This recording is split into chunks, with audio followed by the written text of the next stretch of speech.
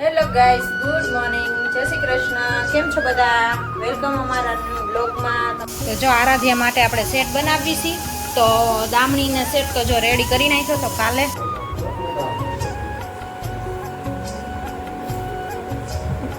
જો આપણો સેટ અહીંયા રેડી થઈ ગયો છે.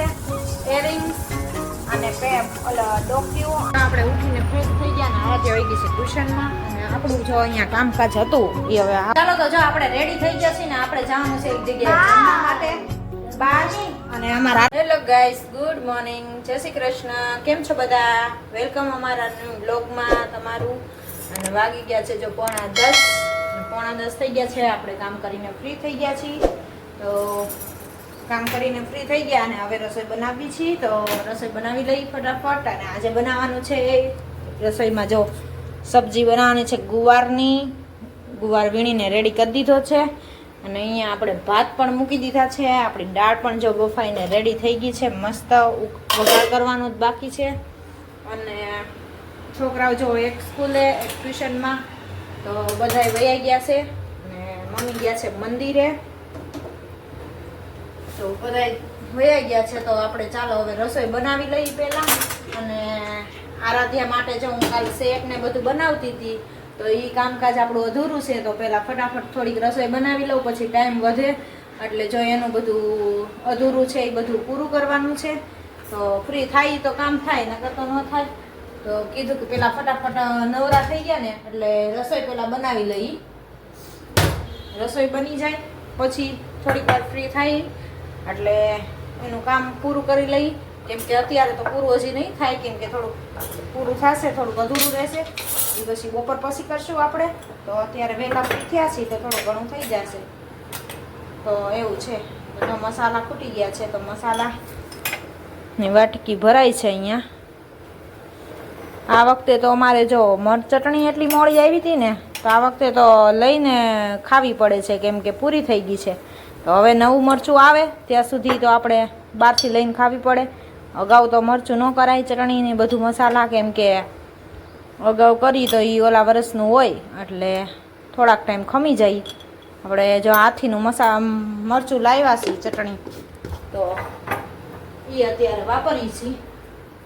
એવું છે. તો હાથીનું પડીકું લઈ આવ્યા છે એ વાપરીએ છીએ અત્યારે, કેમ કે એ તો હોય કલરવાળા એટલે કાંઈ તો ન વપરાય. પણ અત્યારે 15 દિવસ ટૂંકા કરવાના, પછી નવું મરચું આવે, નવા મસાલા બધા ત્યારે બનાવશું. ચાલો આપણે પહેલાં ગુવારનો વઘાર કરી નાખી. ગુવારના શાકનો મને આખો ગુવાર બહુ ભાવે, પણ આ છોકરાઓ ન ખાઈએ કે ને કોઈને ભાવે નહીં ને ખાતા, એટલે પછી કટકા કરવા પડે છે.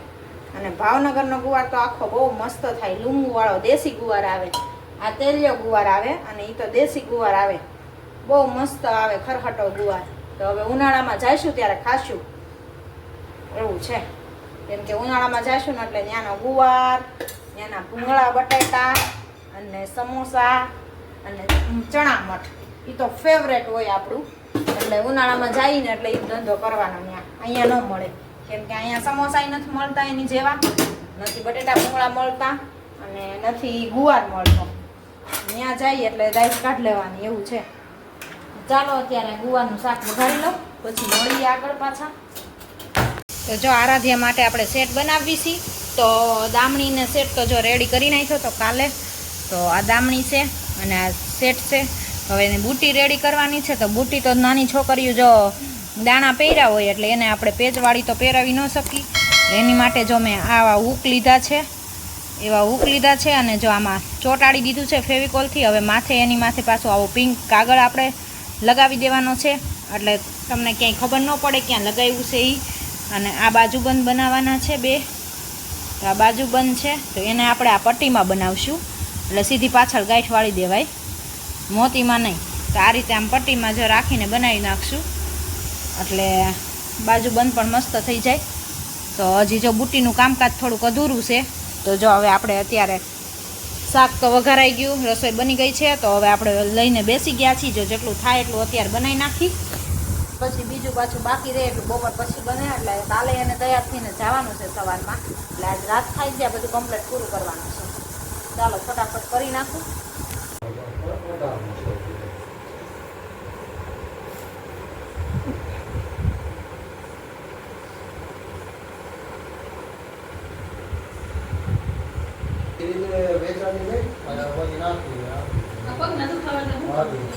અમે હમણાં વારા ઘડીએ તૂટી જાય એટલે વેચાતી લઈને પછી નાખી દઈ. તમારો કઈ કોન્ટેક ન હોય, ખબર ન હોય, પાછું એવું થાય, નંબર હોય નહીં એટલે.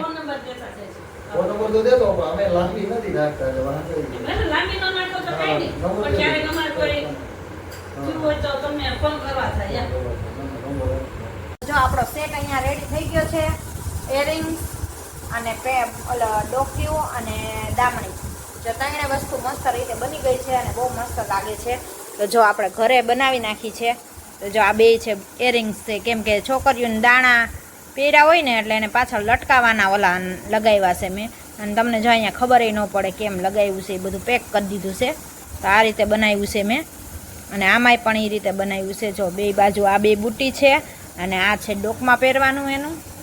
એમાં જો આ કડીઓ નાખ્યો છે અહીંયા, અને કડી નાખી છે એટલે પહેરાવી દેવાનું. અને આ છે દામણી. દામણી પણ મસ્ત મોતીની બનાવી નાખી છે, તો સરસ. અને આ જેને બાજુબંધ કરવાના છે, બાજુબંધમાં હું વિચાર કરું છું કે આવી મોતીની સર બનાવવું કે પછી આ પટ્ટી લગાવવું. જો હવે મોતીની બનાવવાની થશે ને તો મોતીની બનાવી નાખીશ, કેમ કે મોતીનો દેખાવ, મોતીનો સેટ આખો છે એટલે મોતીનો દેખાવ વધારે આવે ઓલા કરતાં. એટલે એ વાત જોઉં છું કે આરાધ્યાને જો પછી વળી આખા કઈડશે ને તો એ પહેરશે નહીં. એટલે આ રીતનું જો મસ્ત સેટ આપણો બની ગયો છે, રેડી થઈ ગયો છે. તો ચાલો હવે આગળ બને. હવે જે થોડુંક બાકી છે બધું પૂરું થઈ જાય પછી બતાવું તમને. આપણે ઉઠીને ફ્રેશ થઈ ગયા ને આરાધ્યા વહી ગઈ છે ટ્યુશનમાં. અને આપણું જો અહીંયા કામકાજ હતું એ હવે હાવ કમ્પ્લીટ પૂરું થઈ ગયું છે, બધું બની ગયું છે. અને અમારે બહાર જો રોડનું કામકાજ ચાલુ છે. આજે કાંઈક કાકરી પાથરે છે, હવે શું કરે છે ખબર નથી. જીસીબી આવે છે અને જાય છે. અમે જો ધૂળ નાખી છે માટી જીસીબીએ. ઘડી કામ જાય ને ઘડી કામ જાય ને જીસીબી આવે છે. હમણાં આવશે પાછું, કેમ કે માટી પાથરે છે, બધે ઊંચા નીચું લેવલ કરતા હશે. હજી 15 દિવસ તો હમણાં થઈ જશે, પણ હજી રોડનું કામકાજ હવે ચાલુ થાય ત્યારે ખરું. અને જો જીસીબી પાછું ચાલુ આવ્યું.